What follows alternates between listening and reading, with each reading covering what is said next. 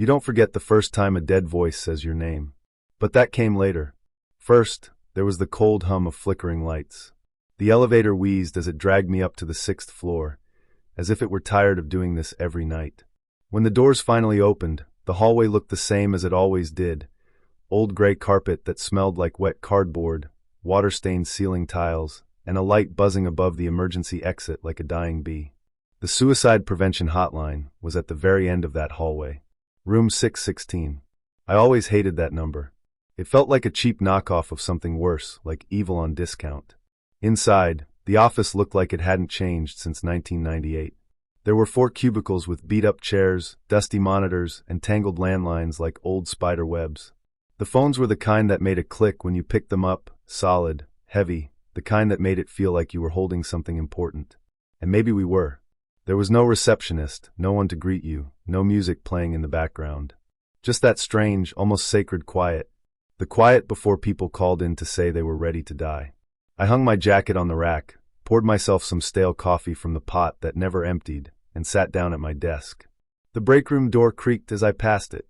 On the wall was the list of rules, taped there with corners curling from years of being ignored. I glanced at them like I always did. Just a habit. They read, never answer a call at 3:33 a.m. If the caller already knows your name, hang up immediately. If the line goes dead but you still hear breathing, do not speak. If Jason calls, refer to Protocol Black Echo. Do not engage. Do not bring personal electronics into the room. Do not stay later than your scheduled shift. I chuckled under my breath. They might as well have added, 7, don't feed the gremlins after midnight. Every workplace has its weird superstitions. This place just liked to dress them up like policy. I logged in at 10:01 p.m. My first call came in 5 minutes later. The woman's voice was soft and cracked. She said her name was Lena. She'd taken too many pills, but not enough to black out. She was scared, regretful.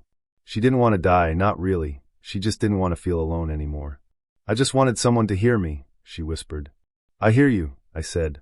I talked her through the pain, through the shaking, and stayed on the line while an ambulance got there. I've had worse calls.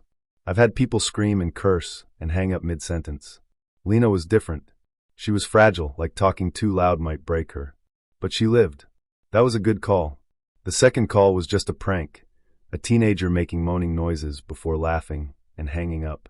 The third call came at 3:33 a.m. I didn't look at the clock right away. I just answered it because the phone rang, and that's what you do here. You pick up. You listen. You help.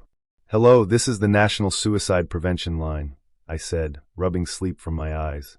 My name is. The line crackled. I paused. No voice, no breathing, just static. Then it came. A low whisper. Noah. Just that. My name. Nothing else. The voice didn't sound male or female. It didn't even sound human. It was like hearing someone talk through a radio that wasn't quite tuned right, like 2 voices overlapping, like something crawling out of a throat that forgot how to shape words. The worst part?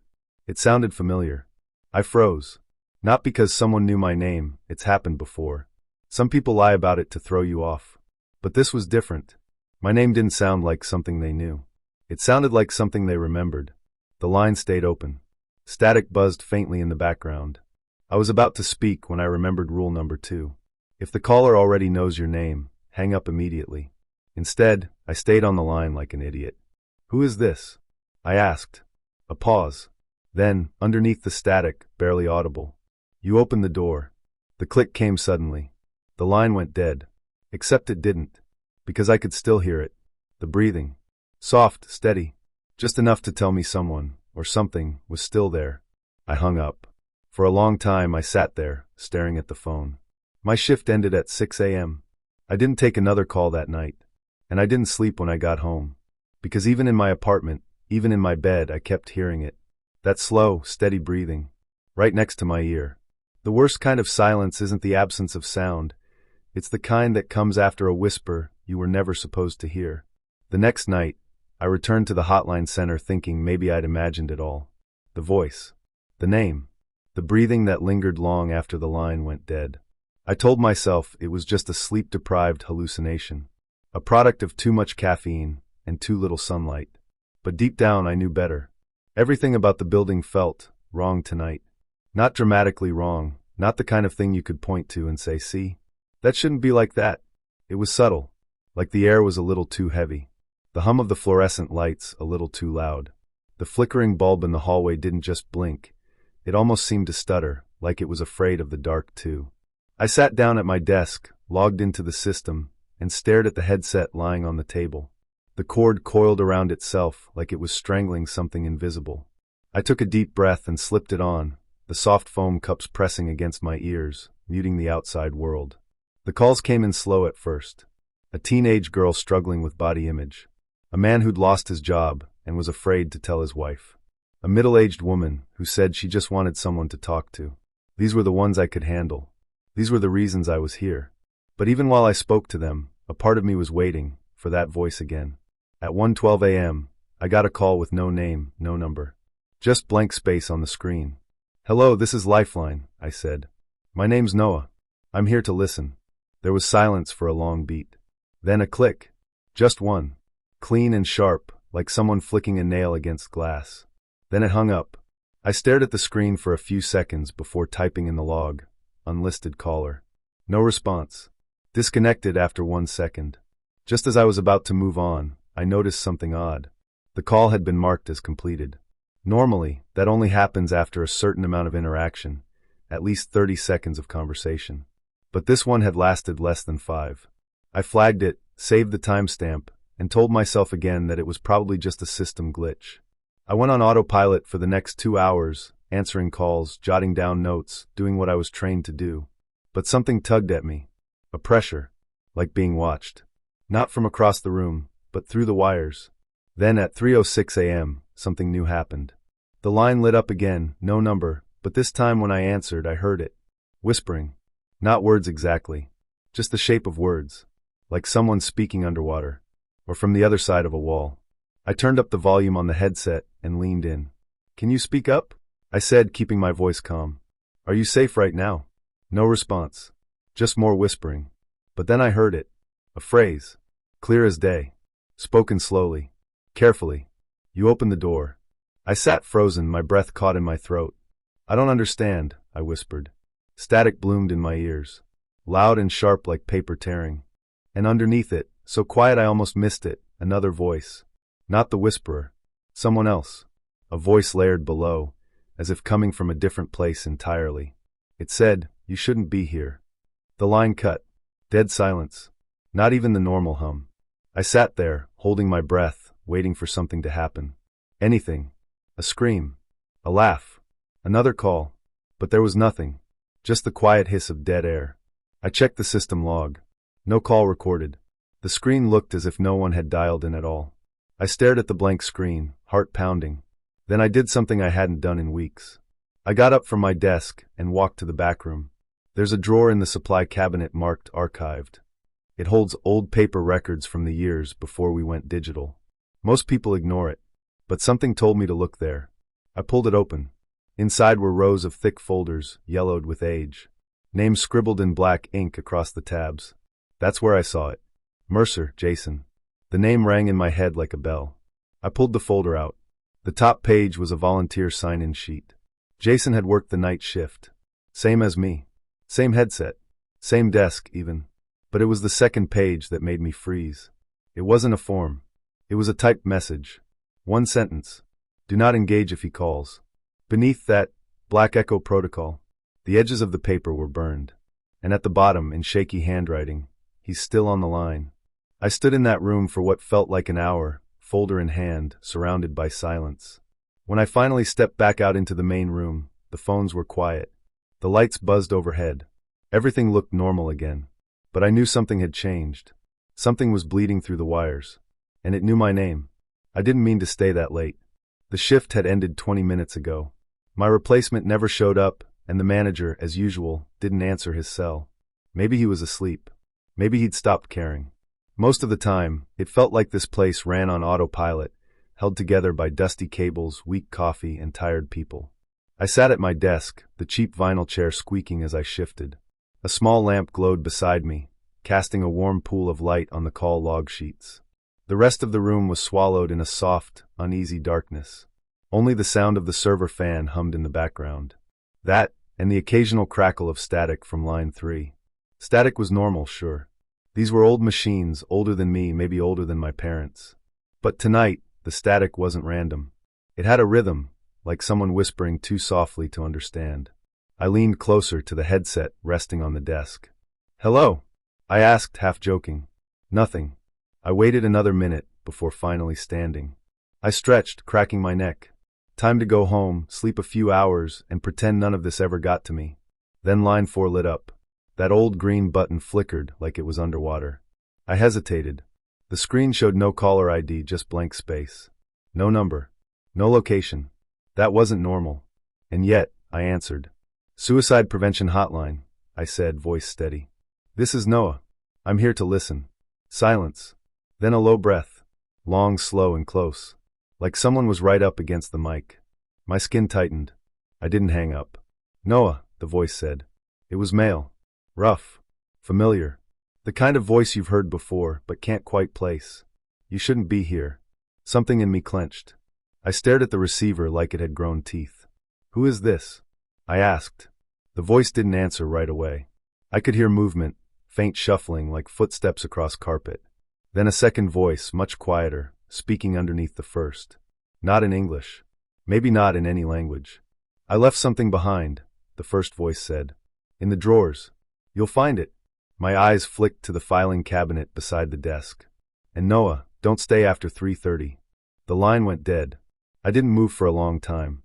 I just sat there, breathing, heartbeat climbing in my throat. Eventually, I stood and walked to the drawers. They were mostly empty, paper clips, old forms, a broken headset. But in the back of the bottom drawer was a folder, yellowed with age. The name on it stopped me cold. Jason Mercer. He was the guy Marla had warned me about, the one who disappeared last year. They said he quit, moved away, maybe burned out like so many others. But this folder, it looked like it hadn't been touched in years. The top page was a call log. It was messy. Some numbers were crossed out. Some names were circled. At the very bottom, someone had scrawled a note in red ink. "Do not engage, he knows the door." I didn't understand what it meant. Not yet. But I knew one thing. The voice I'd just heard, that was Jason. And he wasn't gone. I always thought rules were made to protect us from ourselves. Tonight, I learned they're meant to protect us from something else. It started like any other graveyard shift. Cold coffee, empty chairs, and a hallway that creaks louder the longer you listen. The hotline was quiet for a while, too quiet. I remember thinking that was a blessing. Fewer calls meant fewer people on the edge. But silence in this place is a lie. It just means something is holding its breath. Around 2:50 a.m., I leaned back in my chair, stretching until my spine cracked. My headset was still on, resting around my neck, and I stared at the ceiling tiles above me. One of them was slightly ajar. Just a few inches, like it had been pushed up from inside. I tried not to think about it. The phone rang at 3:33 a.m. exactly. My eyes locked on the clock. Red numbers blinking. 3:33. Rule number 1. Never answer a call at 3:33 a.m. I froze. The ringing kept going. Slow. Steady. Almost patient. It didn't show up on the call log. No number. Just a blank space and a blinking light. I don't know why I picked it up. Maybe it was curiosity. Maybe it was habit. Maybe it was something worse. "Suicide Prevention Hotline," I said, voice low. "This is Noah. Are you safe right now?" There was a pause, not static, not silence. Something in between. Then a whisper, soft and wrong, like it came from inside my headset instead of through it. "You shouldn't have answered, Noah." My blood ran cold. "I'm sorry, who is this?" "You broke the rule," the voice said. It was layered, like two people speaking at once. One voice a little ahead of the other, slightly delayed, like an echo chasing itself. "How do you know my name?" I asked, trying to keep my voice calm. "You gave it to me." A chuckle followed, dry and sharp like dry leaves crunching underfoot. "You've been feeding me little pieces of yourself every night." The line went dead, but I still heard breathing. Long, slow breaths. Wet. Too close. I pulled off the headset and tossed it on the desk like it was on fire. My pulse was hammering in my ears. The breathing continued, even without the headset. It was faint, but it filled the room like fog, pushing against the walls, sliding under the doors. I backed away from the desk. That's when I noticed the break room light flickering through the hallway window. Not the usual soft flicker, but a pulsing strobe, like a warning beacon. or a heartbeat. I should have left then. I should have grabbed my coat and walked out. But I didn't. Instead, I walked into the break room. The rules sheet was there, pinned to the corkboard just like always. But something had changed. A new line had been added at the bottom.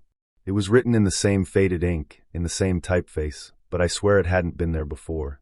It read, "If the line goes dead but you still hear breathing, do not speak." I hadn't spoken, had I? No, wait. I had asked who it was. I'd said, "How do you know my name?" My mouth went dry. I'd broken another rule. I stood there, staring at the page, heart thudding. The phone on the desk rang again. Not just one, all of them. Every line. Simultaneously. The entire call floor lit up with blinking red lights, like a Christmas tree in hell.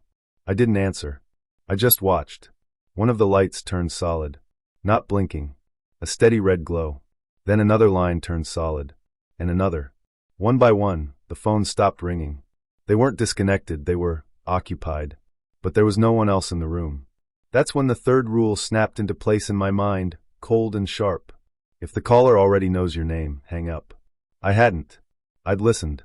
I'd stayed on the line. I'd engaged. 3 rules broken. I backed out of the break room, my legs stiff, chest tight. I made it to the front doors, grabbed the handle. Locked. It was never locked. I jiggled it harder. Nothing. Behind me, the phone stopped glowing. Silence fell. Not peaceful silence. Watching silence. The kind you feel on the back of your neck. And then from somewhere deep in the building, not through a phone this time, a voice called my name. Not a whisper. Not distorted. Just a voice. Noah. Familiar. Tired. Jason's voice. I ran. Not out of courage.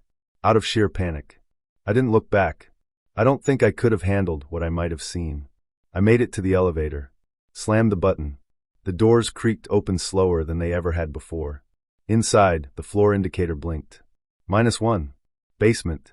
But the hotline only had 3 floors. There was no basement. The elevator waited, like it wanted me to step inside. I didn't. I took the stairs instead. When I got outside, the air was freezing and wet. I didn't care. I walked 3 miles to my apartment. Didn't stop once. Didn't look back. I didn't sleep that day. And when I returned the next night, the rule sheet had changed again.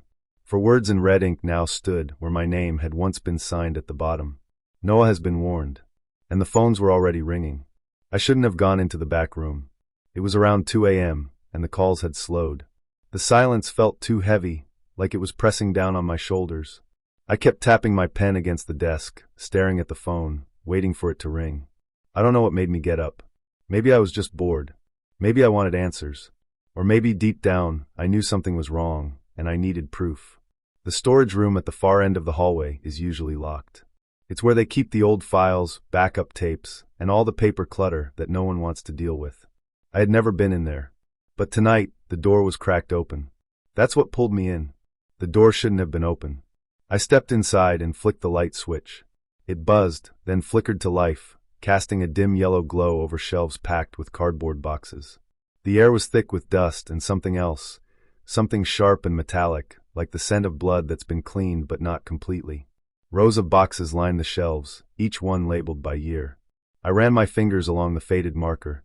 2014, 2015, 2016. Then I saw it. Tucked on the bottom shelf, shoved halfway behind another box, was one marked black echo in bold block letters. No year. No initials. Just those 2 words. It felt wrong just looking at it. Like I shouldn't touch it. But of course I did. Inside were dozens of old call logs and a thick manila folder, sealed with a black paperclip. I opened it slowly. The first page was a list of names, most crossed out in red ink. I scanned the page until my eyes locked on one that wasn't crossed out, Noah Vallon. My hands started to shake. I flipped through the pages faster, heart pounding in my ears. There were transcripts, conversations I'd never seen before, calls that never showed up on our dashboard. They weren't about suicide. These were different. They weren't asking for help. They were giving instructions. One of the transcripts read, "Caller, you'll hear it soon in the static." The pitch between the words. That's where he lives. Operator, who? Caller. Jason opened the door. Now someone has to hold it open. Another page was filled with handwritten notes. The handwriting was neat, careful. At the bottom, it was signed, Jason Mercer. The notes were rambling, but one line was underlined 3 times. They are not callers. They are echoes of something that wants to be heard. I don't know how long I stood there, reading page after page. I kept turning them, even when my stomach twisted and my skin prickled. There were diagrams too, a crude sketch of a phone line tangled like a spider's web, and in the middle, a black smudge labeled The Crossroads. I didn't understand any of it, but I felt it. Something terrible had happened here. And whatever Jason had found, whatever door he had opened, it was still open. I snapped the folder shut and shoved it back in the box. I didn't want to take it with me. I couldn't. I didn't want whatever was on those pages to follow me. As I backed out of the storage room, the light above me buzzed louder, then went out. I froze. From somewhere deeper in the shelves, I heard it, a sound like a phone ringing, but wrong. It was wet, distorted, like it was ringing from underwater. Then a whisper, low and cold, slid through the dark. "You're listening, Noah. That's all it needs." I didn't look back. I didn't speak. I just walked out and shut the door behind me. When I got back to my desk, the phone was already ringing. No caller ID. I let it ring, and ring, and ring. I used to love the silence between calls. That quiet hum of nothingness. A moment to breathe, to sip cold coffee, to rest my eyes and tell myself I was doing something good in the world. Now the silence made my skin crawl. It started with the ringing in my ears. Faint at first, like I'd been to a loud concert. But it never left. I'd close my eyes and hear it still, a low, constant buzz buried behind everything else. It grew louder when the phones weren't ringing. When the office was quiet, the sound sharpened like a warning. Something wasn't right. That night, I came in early. I told myself it was to review call logs, maybe get ahead of some paperwork, but the truth was I couldn't sleep anymore. Not with those dreams. The same dream over and over, walking through the office, but everything was reversed. The clocks ticked backwards, the floor tiles pulsed like veins, and the phones rang in my chest, not my ears. I sat down at my desk and powered on the old landline system. The screen flickered. The login box blinked twice before stabilizing. Everything felt off, like the building itself was trying to reject me. I spent the first hour reviewing call logs. I was trying to find a pattern, something in the calls from the past week. Anything that might explain why I was starting to lose time, to see things, to hear voices in the static. That's when I noticed it. A series of calls flagged unanswered, but with durations listed. 10 minutes, 12 minutes, 37 seconds. Calls that were never picked up, yet lasted for minutes at a time. I clicked one. Static. Then a breath. A whisper. A voice, my voice, saying, "Are you still there?" I slammed the headset down and pushed away from the desk. No. That couldn't have been me. I don't remember answering those calls. I don't remember saying that. But the timestamp matched my shift. I sat back down, heart thudding like a drum inside my chest. There were more of them. Recordings with my voice, but I couldn't remember taking the calls. Some of the recordings were wrong. One had no background noise at all. Just an impossible stillness. Another had something like a heartbeat in the background, slow, wet, heavy. And always my voice saying things I didn't remember saying. I started overlaying the calls, dragging their audio files into an editing program I barely understood, just to see if the patterns lined up. Maybe there was interference. Maybe a tech glitch. But when I stacked them, something strange happened. Each voice, each version of me, spoke with a delay like echoes in a tunnel. I listened close. Their words weren't identical. They were forming a sentence. A long, broken sentence spread out across different nights, different calls. You already answered, but you don't remember, because remembering opens the door, and the door wants to stay open. I leaned back, headphones slipping off. My hands were shaking. I walked to the break room, needing air, needing light, needing something real. The rules were still posted on the corkboard. The same ones, but something was different. One line had been scratched over. Deep grooves in the paper. And under it, in fresh ink, was something new. You've already answered. You can't hang up now. I stared at it, heart pounding. That rule hadn't been there before. I was sure of it. I tore the paper down, flipped it over, blank on the back. No one else had signed in tonight. I was alone. No, not alone. I rushed back to the desk. The phone was blinking. Line 3. The line that always rang with the wrong calls. I didn't answer. I watched it blink. Once. Twice. 3 times. Then it stopped. A breath hissed through the headset, even though no line was open. And then silence. But this time it wasn't empty. It was listening. I could feel it. On the other side of the line. Not a caller. Not a person. Something else. Something that had been waiting for me to hear it. I didn't sleep that morning. I didn't leave the building either. I just sat in the chair watching the phones, waiting for the next ring, and wondering if next time I'd answer again. Because now I knew, once you break the rules, they break you back. It was around 2:15 a.m. when I realized Marla was gone. She had been sitting across from me just 15 minutes earlier, typing her nightly logs into the ancient desktop with her usual quiet rhythm. I remember the sound of her nails tapping the keys, the way she always hummed under her breath when she typed. She never looked directly at you when you spoke, just sideways glances, like a nervous bird. I didn't hear her leave. No footsteps, no chair scraping the floor, no polite bathroom break or grabbing coffee. One moment, she was there. The next, her headset was dangling off her chair, the line light on her desk slowly blinking red like a heartbeat, waiting for her to come back. I stood up, the floor creaking beneath my boots, and walked over. "Marla?" I said softly, expecting her to pop back in from the hallway, maybe from the break room. Nothing. I picked up her headset. The earpiece was warm. I checked the hallway, empty. No footsteps echoing down the tiled corridor. The break room light was off. The microwave clock was blinking 12 o'clock like it had been reset, though no one had touched it. Something was wrong. Deeply wrong. But I didn't want to say it out loud. I returned to her desk and stared at her screen. The monitor was still on. A chat box was open from earlier, a conversation with someone named Supervisor, 23, that ended abruptly. "Supervisor, 23, do not mention Jason again. This is your final warning." "Marla, but he's still calling." "I know you hear it too." "Supervisor, 23, log out." "Marla, they're using his voice. It's not him anymore." That was it. Time-stamped 1:37 a.m. I clicked around her files. Most were boring logs of calls, standard summaries. But one folder stood out. It was titled door_recordings in all caps. I opened it. Inside were 3 audio files, each one simply named by a time: 3_33, 4_11, 5_02. My fingers hovered over the first one. I didn't want to press play, but I had to know. Click. The audio hissed at first, just static. Then a voice whispered, so faint I had to lean in. "Noah, are you listening yet?" I yanked the headset off and dropped it. My pulse roared in my ears. That voice. It wasn't Marla. It wasn't Jason. It was something else. I shut the computer down. My hands were shaking.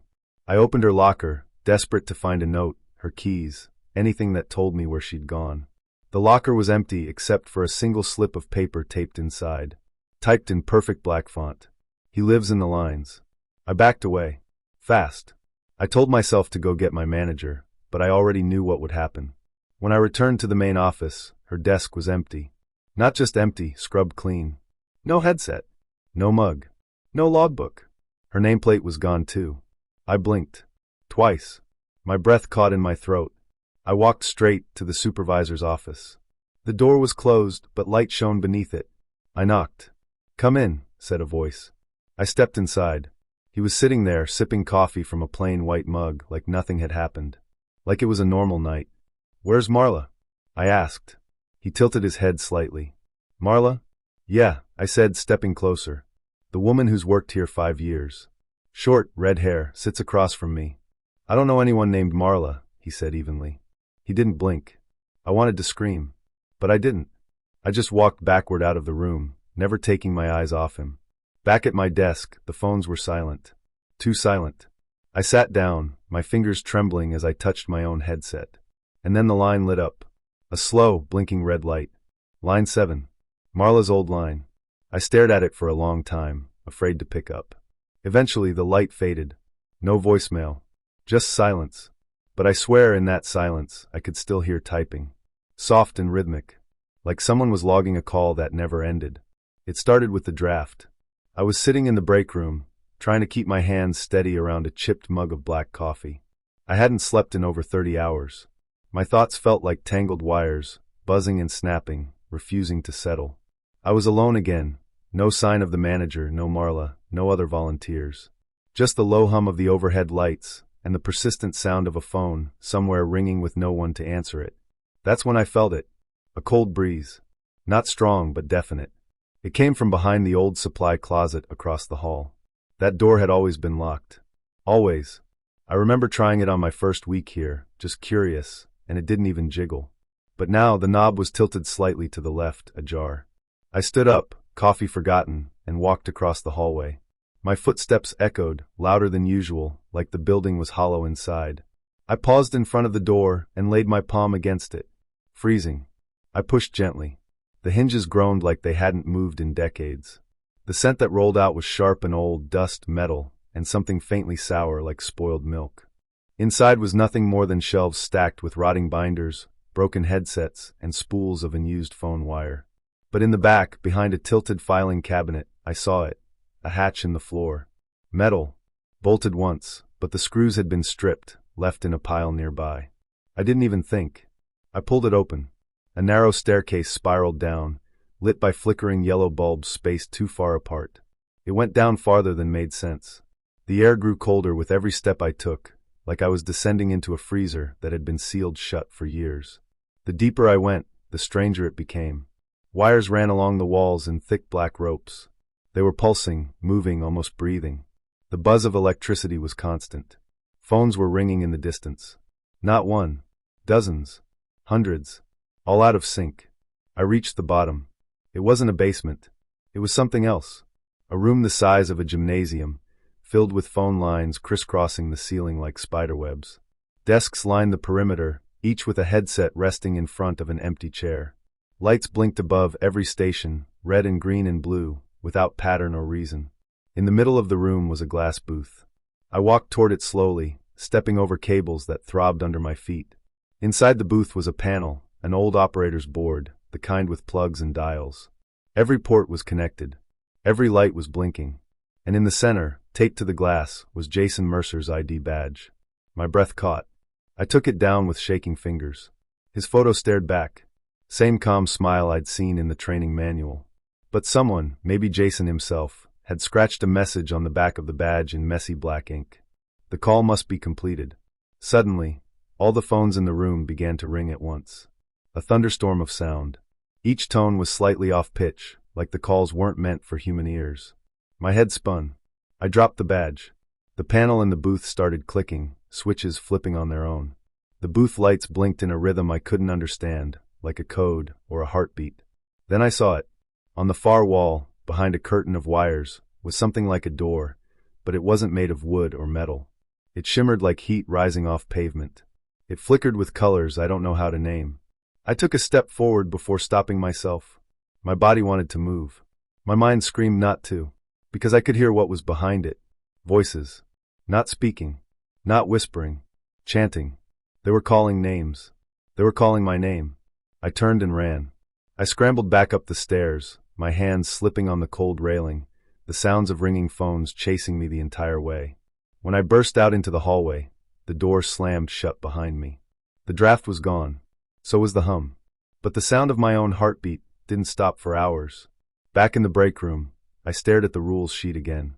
My eyes locked on one line I hadn't noticed before. I don't know how I missed it. If you find the stairs, do not go down. I went down, and now something knows I did. The call came in at 3:33 a.m. Of course it did. I'd been staring at the clock for 10 minutes straight, watching the red numbers change, feeling my pulse match every blink. I knew it was coming. The rules said not to answer a call at that hour, but I'd stopped following the rules days ago. Or maybe it had been weeks. Time inside this building didn't make sense anymore. Nights blurred. Sleep came in seconds or not at all. I couldn't remember the last time I saw the sun. The phone rang. Not just any phone. Line 5, Jason's line. I picked it up. Noah, the voice said. Calm. Gentle. Like someone easing you into a bad dream. I didn't speak. I just breathed, listening. You've been hearing me, haven't you? It continued. Even when I don't call. It wasn't Jason. It used his voice, the tone, the pauses, the way he used to sound in the old training tapes I'd listened to on my first week here. But it was off, just enough to raise every hair on my arms. There was no warmth. No real emotion. Just the shape of a person made out of sound. I read your notes, I said quietly. I found the basement. The old calls. The files they tried to erase. Silence. Then a soft chuckle. The line crackled. Then you know what this place really is. I didn't. Not really. But I was starting to understand. You opened something, I said. Didn't you? The thing on the other end made a sound like breathing and whispering at the same time. It was like it was inside the wires, crawling through them, 1,000 voices layered into one. I didn't open it, it said. The calls did. One ring at a time. One broken soul, whispering into the dark. They think they're reaching out, but they're letting us in. I swallowed. My throat was dry. Who are you? I asked. You already know. The lights above me flickered once, then twice. The other phones stayed silent, but I could feel them watching me. Listening. The building itself felt tense, like it was holding its breath. Jason's gone, I said, though it came out as a question. He crossed, the voice answered. He saw the shape of the world behind this one. There's no real death, Noah. Just static. Just the line never ending. I stood up. My headset cord stretched, tugging at my neck. I ripped it off. What do you want from me? I snapped. Why me? The voice hummed. A low, vibrating sound that made my bones feel like they were rattling inside me. Because you stayed, it said. You listened. You broke the rules. You heard what others ignored. I was trying to help people. You were opening doors. My knees buckled slightly, and I grabbed the edge of the desk to keep from falling. The world spun. My ears rang. There's still time, I whispered. I can shut it. Whatever this is, whatever you are, I can stop it. You can't shut a door that's already inside you. The line went dead, but I could still hear it. The breathing. Soft and steady. Not from the phone now, but from behind me. I turned around slowly. No one was there, but I could feel it. In the air. In the way the light dimmed around me. Something had crossed over. Or maybe I had crossed without knowing. And for the first time since I started working here, I realized something truly terrifying. I was never on the line with them. They were on the line with me. And they were still listening. The phones hadn't rung in hours, but I knew it was coming. The air was thick, too still, too quiet.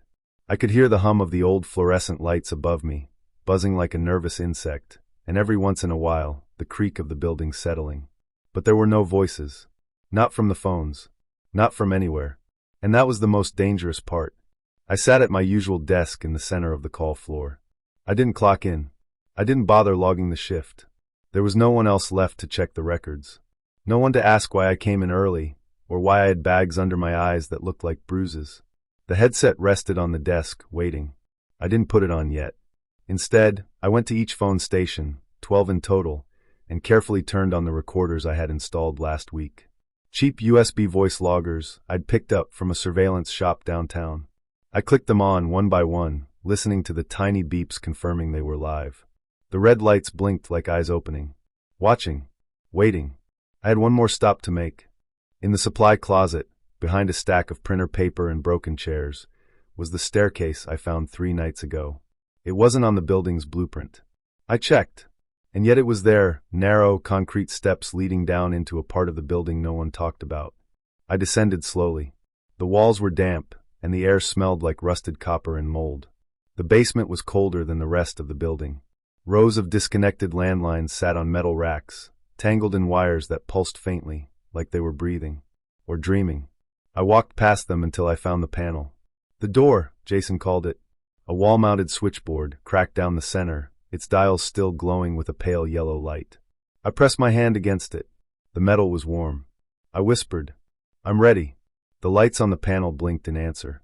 I turned and climbed back up.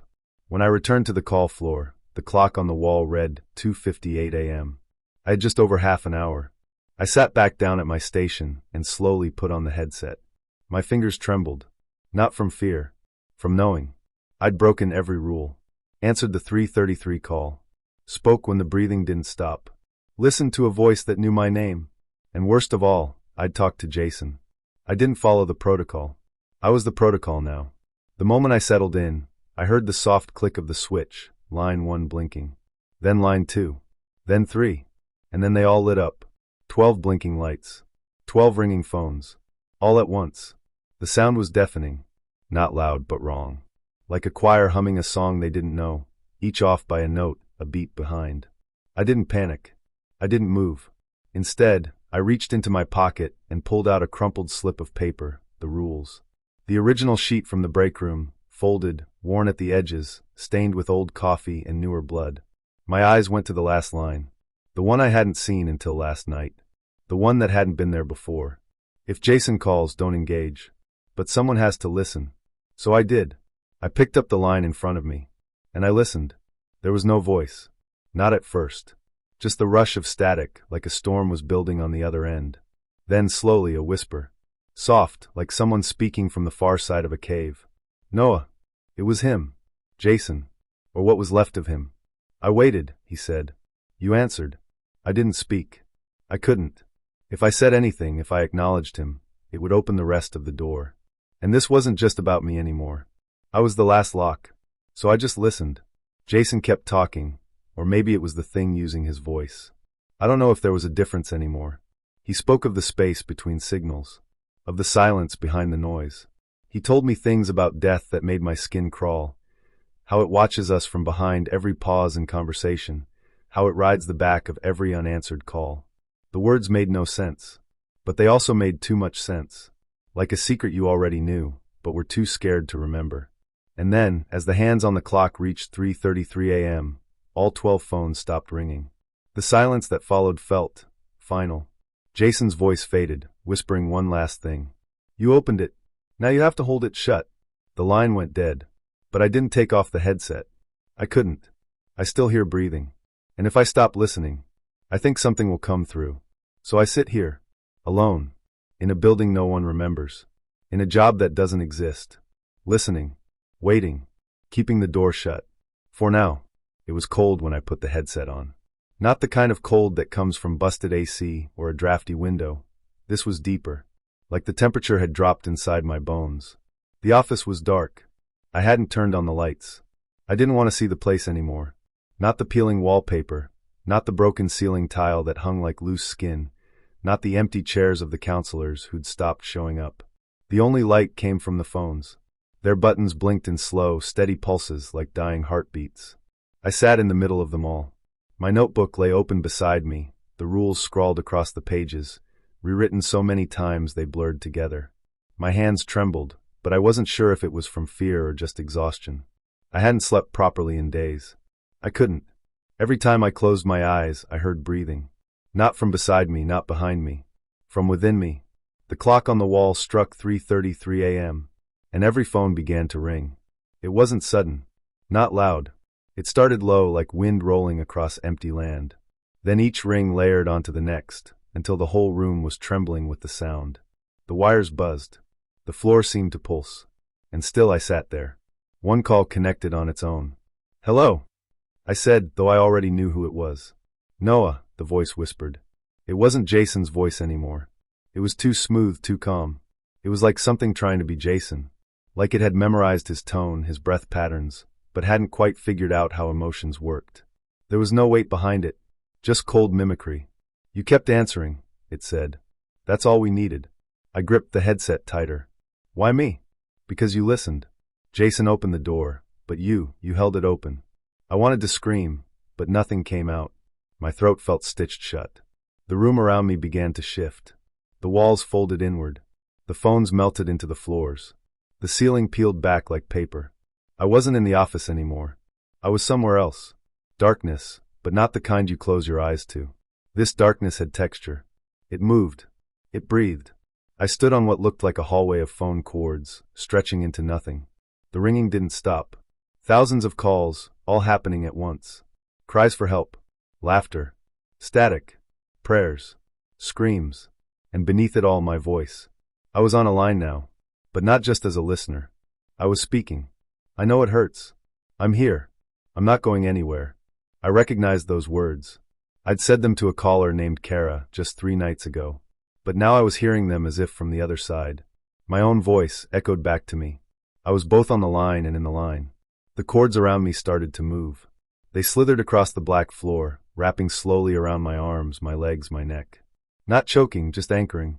Pulling me in.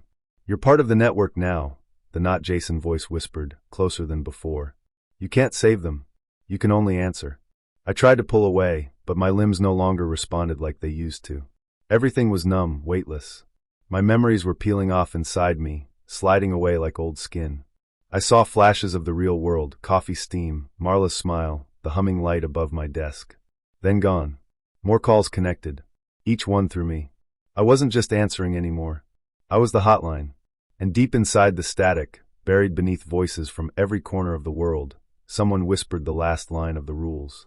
If Jason calls, do not engage. But I had. And now I would never hang up. Not really. Not ever. I don't know how long I've been here. Time doesn't pass the way it used to. Days, hours, they smear together like wet ink. All I know is that I'm still listening. Some nights, the phones are quiet, like the silence after a storm. Other times, they all ring at once. Hundreds of lines. Screaming.